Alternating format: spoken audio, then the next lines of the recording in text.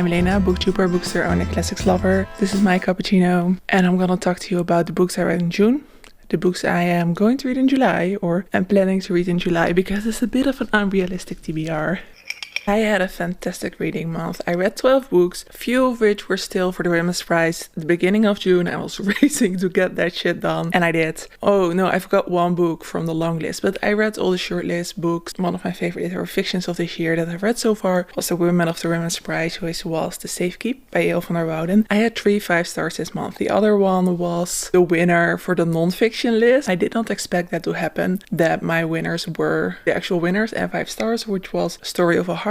Another 5-star we need to talk about. The Women's Prize books I've discussed in their own videos, so I will link that right there or there in the cards if you want to hear my reviews on those. But let's start with a book that I have been delaying reading for so long, and then my friend Sarah kept pushing, nagging, friendly reminding me that I really needed to read the sequel to Parable of the Sower by Octavia E. Butler. And boy, did I need to read the sequel, Parable of the Talents, and this was a 5-star for me. I don't think the first book was a 5-star. I think that was a 4-star. The Parable series by Octavia E. Butler is a series that is set in right now our current day, but at least she wrote this in the 90s. I think Parable of the Sower was written quite a bit earlier than that. This is an apocalyptic story of what our current day, so the 2020s and the 2030s, would look like. The first book starts in the 2020s, and we see what happens specifically to the United States, not necessarily to the world. What happens when environmental change is being ignored, so food and water is extremely scarce. There's a lot of criminal activity, and it's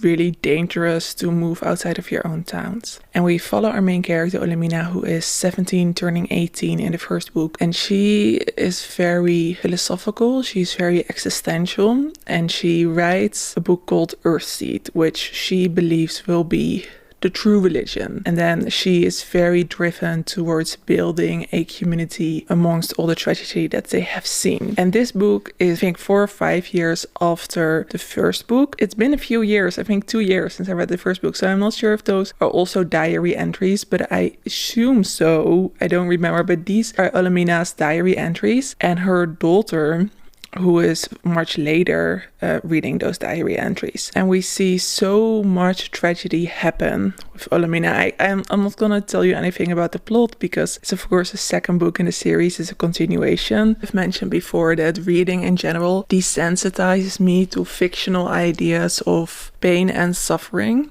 because I've read so many horrible things so many times. So when you know they're fictional, it's not that difficult for me to read. And this book was gruesome, one of the most gruesome books I've read. And yes, that was difficult to read, but I think the truth behind this book was what was most difficult to read, because while this is fiction, it's not fictional, and all these terrible things, unimaginable things that happen in this book, you know they've happened in the past, you know they're probably happening right now, and you know that they will continue to happen in the future. There's a certain extremism and core of humanity that drives those actions, which Octavia E. Butler does such an amazing job of describing. In very simple, short human interactions, you are confronted with your own perception of reality.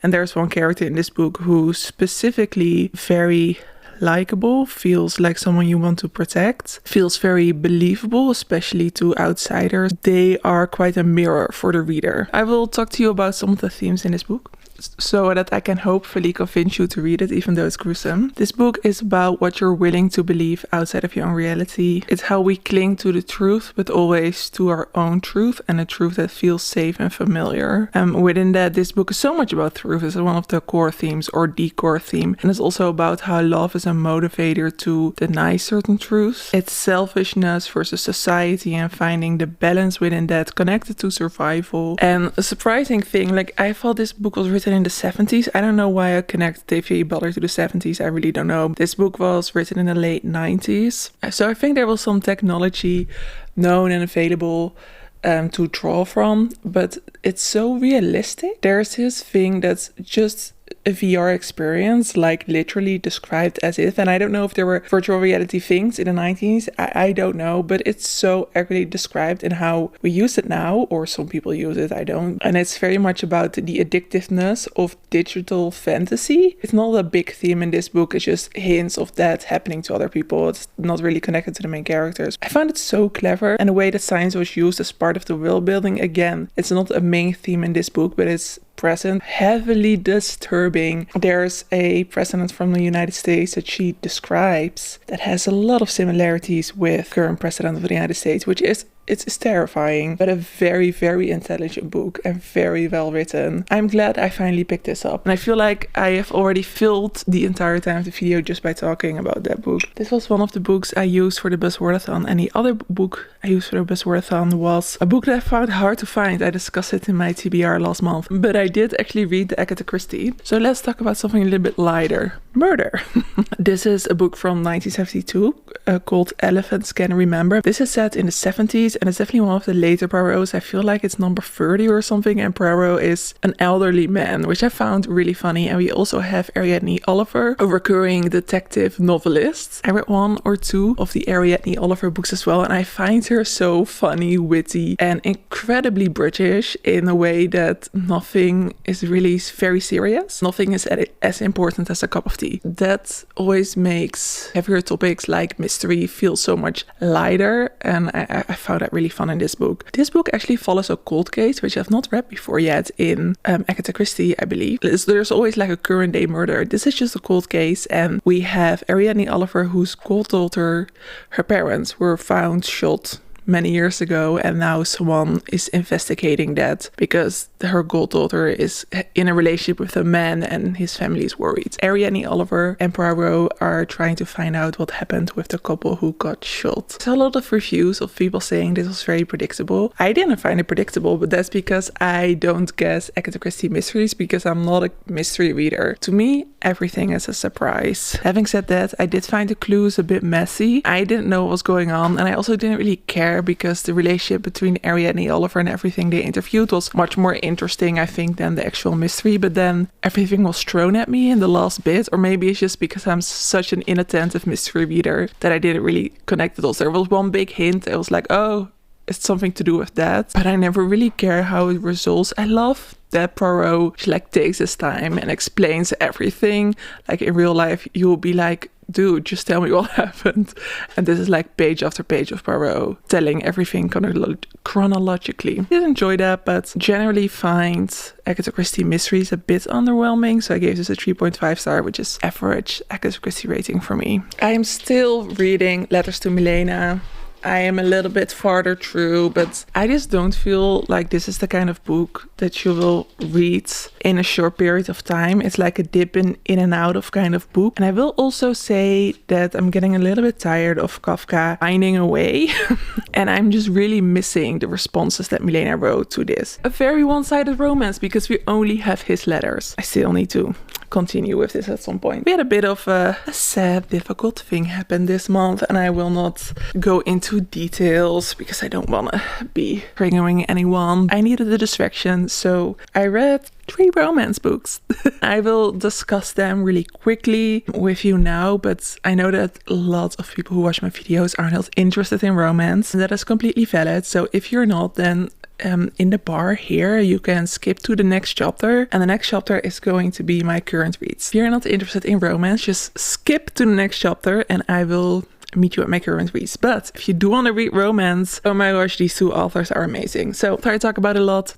It's Olivia Dade. Of course I do. Olivia Dade is amazing. This is one of the few authors who uses body diversity for all her characters, not just the female characters, which I love because I'm so done with the tiny woman and big man on both sides. Like, I feel like it's not body diversity if just your women can be fat, but your men still have to be big and broody. Men come in all sizes as well. What I like about Olivia Dade's men is that we really fall in love with their personality. This man is described as quite plain looking, except for when I see his eyes. So he has these beautiful sparkling eyes that she is just captivated by. But there is nothing like extraordinary about his looks in general, which I really enjoyed. I was like, let's fall in love with each other's personalities. His hands don't need to be twice your size. The premise of this book isn't like that amazing. This is an enemies to lovers, neighbors, small town romance. Small town is not necessarily a buzzword for me, but like neighbors, I just really love. Roommates as well. Follow Athena. She is a 30 something. I think she's in her mid 30s, and she's a bit of a mess. She doesn't know what she wants. She uses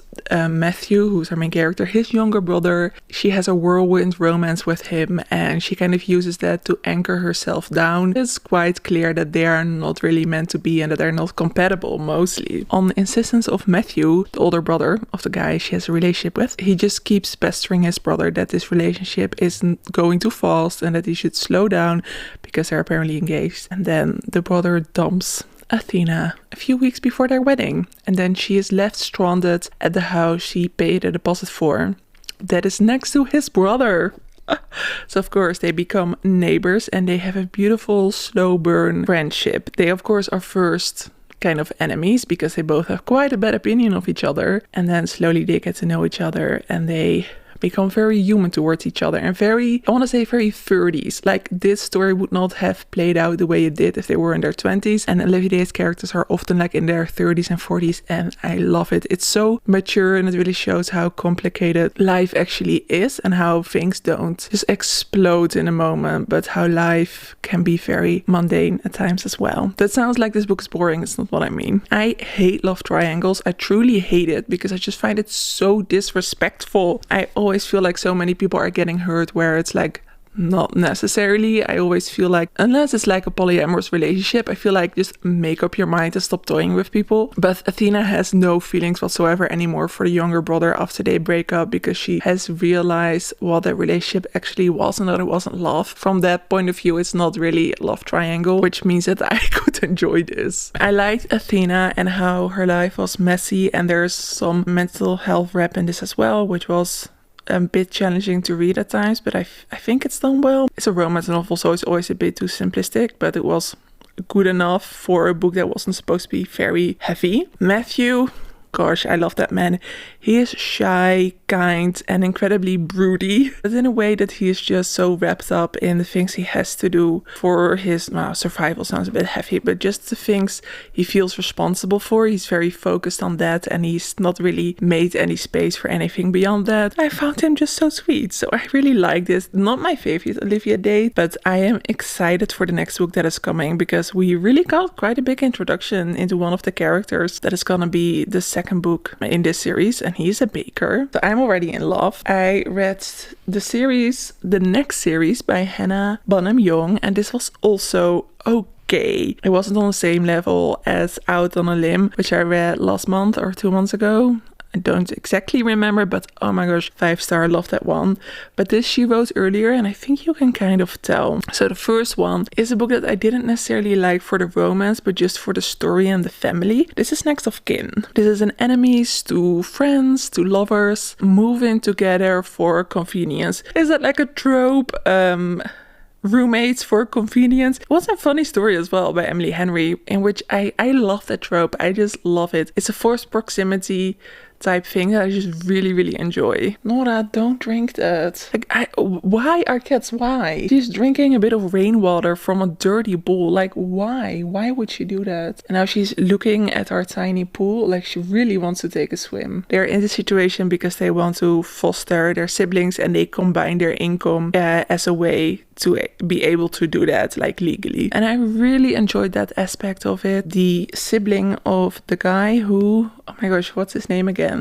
Warren. He is deaf, so there's a lot of signing in this book, and I thought it was really lovely and well done, and it was all so lovingly. It was so lovable. Yes, their relationship was kind of one of those inevitable relationships where you feel like, oh, if they went on a first date, like not in this situation, they would go on a second, third, and fourth date because they just match and they really like each other. Yeah, this was a believable relationship, but part of their believability was because they were very present in the second book as well. The dude in this book and the dude in that book are business partners, so they play a big role in their lives as well, and the two girls are best friends. I did not like this book as much. The first half of this book was fun. It is friends to lovers, it's friends with benefits. I really like the characters as individuals, but I found their relationship a little bit problematic. There's certain things I just don't like in romances, like love triangles, and when one person clearly likes another person more than they like them. If there is that inequality, if you are in a love triangle and a person is also kind of in love with someone else, you clearly like them more than they like you. Doesn't sit right with me. And I felt like that in this book as well. There is a clear reason why the other person holds back more, but the way it was wrapped up, I felt like you take care of that person, but who takes care of you? I just couldn't see this relationship growing in an equal measure, and therefore I didn't really find it believable. But there were so many really fun, smutty scenes in this book that I did really like. But this is definitely one of those books where you feel like, oh, this couple needs time and probably therapy to make work. Whereas with this book, even though these characters had way more baggage, I feel like their relationship was a little bit more natural. And the ending, like the whole third act thing in this book, I just wanted to throw it across the room. I did give this a 3.5 and this was a 4. If you want to try something by this author, by Hannah Bonham-Young, I would definitely recommend you do so, but go for Out on a Limb. That one is way better written than the earlier books. Alright, we have discussed the romance and now we're on to my current read. I am reading an early copy of the next book in the Spell Shop series by Sarah Beth Durst, The Enchanted Greenhouse. This is really cute, just like the Spell Shop. If you've read the Spell Shop, there is an enchanted plant and someone made that plant, and the person that made the plant is discussed in the Spell Shop. This is her book. I want to say it's kind of a romance series, romance fantasy, cozy. We find out what happened to her and she meets a grumpy gardener who actually has a really warm heart and is a really good cook and baker, which to me is such a turn on in romance books. When a man is a great baker, I just find it so romantic. This again is about sentient plants. This is about nature, about other beautiful things. I'm trying to stay super vague because it's part of the Spell Shop as well, and I don't remember where in the Spell Shop, like in what point of the story this is discussed, if it's like in the beginning or if it's like something you discover, and I don't want to spoil anything. But so far I'm having a good time. I felt the same with the Spell Shop. I had a good time, but it wasn't incredibly memorable. As far as cozy fantasy goes, really well written. Sometimes cozy fantasy, I had this with the Amelia Wilde books. The writing is just such a mess and the pacing of the plot is such a mess. Here it feels very right because there's definitely something that has happened that we slowly get snippets from. Plot is very well paced and the writing is very good. I just don't feel like there's anything super special about this book, but I'm having a good time. My other current read is Far From the Many Crowds by Thomas Hardy. I think I'm a third of the way through of this one. This is a reread for me and I'm enjoying it so much. The first time I read it, I had watched the film, so I already knew the plot. I was very focused on what I expected to happen in this book versus just enjoying the story in its own, and I'm really more able to do that right now. There are some things about Gabriel Oak that I completely romanticized because he is so dreamy in the film. I can more clearly see some of his faults in the beginning and how there's a lot of character development with him and not so much with Bathsheba. So if you don't know Far From Many Crowds, I'm reading it for the Thomas Hardy read-along together with Mary. We will have our live show on July 5th on Mary's channel if you want to discuss Far From the Many Crowds with us. If you're gonna read any Thomas Hardy, let it be Far From the Many Crowds because it's so good. It's his best one. Even though Tess is amazing in her own right, I think the writing and the story of Far From the Many Crowds is the absolute best. Having said that, I am doing 2 themed TBRs next month because why not? Let's get into it. Did I say 2 themed TBRs? I meant kind of 3 because of course we have the Buzzwordathon. The title prompt for the Buzzwordathon is punctuation. So I'm going to read briefly A Delicious Life by Nell Stevens. Oh my gosh, I didn't know this was magical realism or like fantasy. It says Blanca has been dead for centuries when she falls in love with the celebrated novelist George Sand. Oh my gosh, so it's sapphic as well. It is 1838 and George has come to the island of Mallorca with her ailing lover Frédéric Chopin. As the weather and the locals turn against this strange couple, can the love of a teenage ghost keep them from disaster? I have a book that is about the story of them coming to Mallorca, but this is combined with a teenage ghost. I didn't know that. Oh my gosh, it's gonna be so much fun. The cover prompt is to feature technology and I'm going to read Please Do Not Touch This exhibit by Jill Campbell. This is their most recent poetry collection. There is technology on this because the horses are part of, is it a merry-go-round? Oh gosh, I do not know the English words, but at least you need technology to make that work. So I'm gonna count it. For the Paws and Pages book club, we have a June and July read that I might read actually in early August because it's like the summer holidays, so we won't do a live show in July. But that is The Emperor of Gladness by Austen. This is their newest release, their newest novel, and I'm so excited to read this. His first novel was really good. And then of course Jane Austen July, because of course it's gonna be Jane Austen July. I have found something for every prompt this year, which I don't think I've done before. The first prompt is to reread one of the main 6 novels, or just to read. For me, it would be a reread. And I know the group read is Emma, but I've read that semi-recently, so I'm not really ready to give that a reread. A book that really desperately needs a reread is Persuasion. I've read this once, years and years ago, and I read it again on audio like 2 years ago or a year ago, and I didn't really contain it that well.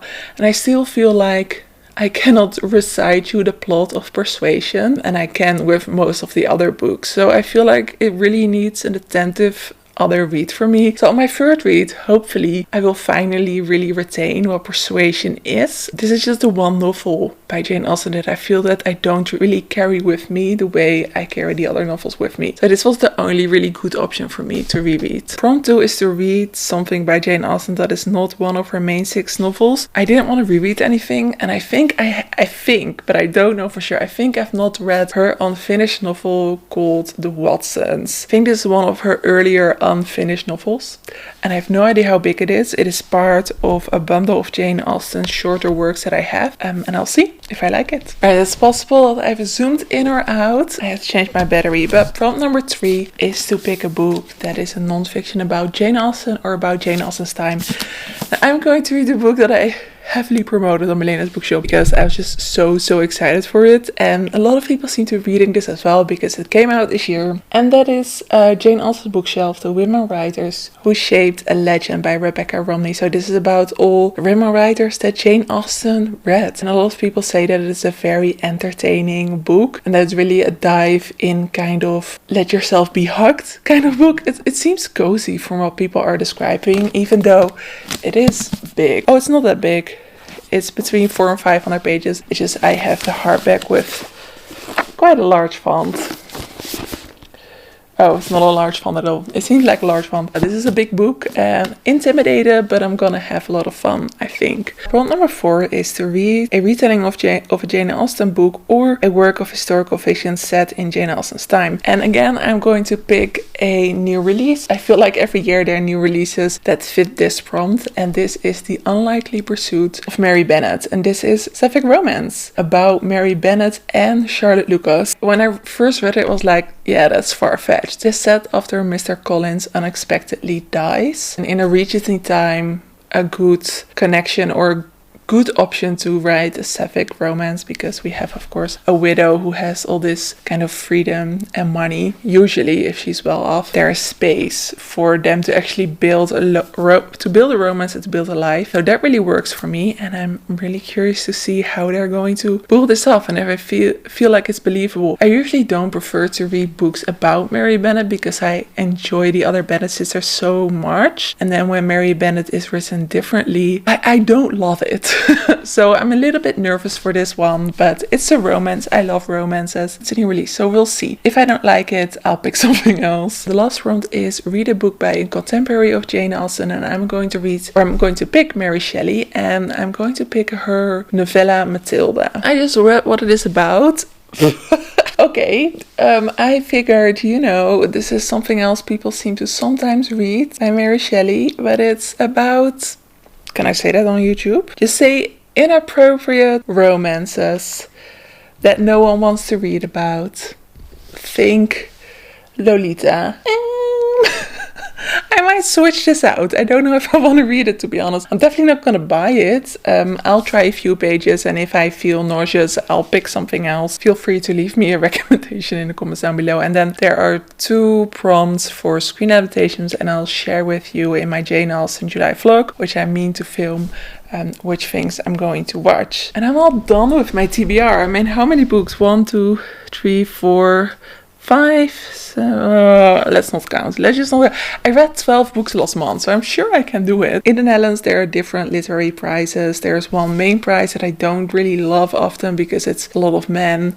Like, you do you, I do me. But there is the European Literature Prize, which motivates me to read more translated fiction, which I always try to do, but it's not always easy if you just read what's like hyped. It's usually just English literature. So this is a Dutch prize, so they see translate literature as something that's been translated into Dutch. So some of their long list was originally written in English. I'm going to read the short list because there are only 4 books on the short list, so why not? The first one is Clear, which I have seen people read and it seems amazing and I want to read it. There are 3 more books. One book I'm not that bothered about. Who knows? I will try it because it's on my audiobook app. Here, Judge on Trial. It is a book from the 70s written in Czech. It is about, I think, it says part thriller, part domestic tragedy, at once political and intensely personal. I think it is about a judge who has to choose between 2 sides, which are both right or both wrong. It's something like that, but it sounds very male. And I'm not sure I'm interested in that. But then the other 2 books I am interested in. So from 2024 we have Bad Habit by Elena S. Botero, which is translated from the Spanish. So this is a coming of age book of a young trans woman. That just sounds interesting because we don't have enough, definitely not enough literary fiction like that. And then the other book that sounds super weird, and I read one review of it of people saying if you just want to read about a lot of gross stuff, read this book, and that just seemed like a recommendation to me. That is translated from the Catalan, which I don't think I've read anything translated from Catalan. It's a book from 2023. It says, I gave you eyes and you looked towards darkness. And I think it's about different women coming to a house and just having a lot of very animated conversations with each other. And I think at the core of the story is a person who's dying. The lines between death and the living, past and present, story and history are blurred. The author draws on oral traditions as well as art, literature, fairy tales, and more like that. Super fake, super literary, sounds very Latin American. I want to say what I've read. It sounds a bit Clarice Lispector, maybe. Most of those books I have on audio, so I can just give it a go. It's not really a TBR where there are books that I definitely want to finish. I just want to read and review. These are books I want to try because I do want to read more in Dutch. I just feel an inkling, not because of any goal, but just because I kind of crave the language. I think sometimes if you speak and read in English a lot and it's not your first language, you can crave your first language and the way that it is used in poetry and art. And I'm kind of craving Dutch right now. I'm going to read these books in Dutch, except for Clear, because that's the original written in English. But the other books I'm going to read in Dutch. And we'll see how I enjoy that. I'm taking a vacation in July from the shop. I'll still like ship orders and stuff like that, but all the other parts I am taking a vacation from. I am filming some videos for YouTube. I am trying to do like 1 video a week, so you will not notice that I'm taking a vacation, but just know I am taking a vacation and I'm taking time for myself, looking after myself. I feel like sometimes content creators pre-film things for their holiday and people think that they just never take a break. That's very much not what's happening for me. Yes, I'm gonna film a Jane Austen July vlog, but that's about it, what I'm doing in July, just because I really want to share like my thoughts on this and my reread on Persuasion. Also, let me know if I talk about Persuasion, should I go into spoilers and really share my thoughts on like a spoilery level, or should I just give more of a spoiler-free general review of that book, of my third read? Okay, that's a lot of rambling. This was probably quite a long video. I will see you next week with, I think, a book recommendation video I filmed, which I'm quite excited about because I'm recommending a lot of books and I hope you find something fun. For now, thank you so much for hanging out with me in my living room. I know we're not usually here. The boy is having meetings upstairs and that's just very disruptive when you're listening to a video. I hope that you have a lovely, lovely day or evening and I will see you very soon and we can chat about books. Doei!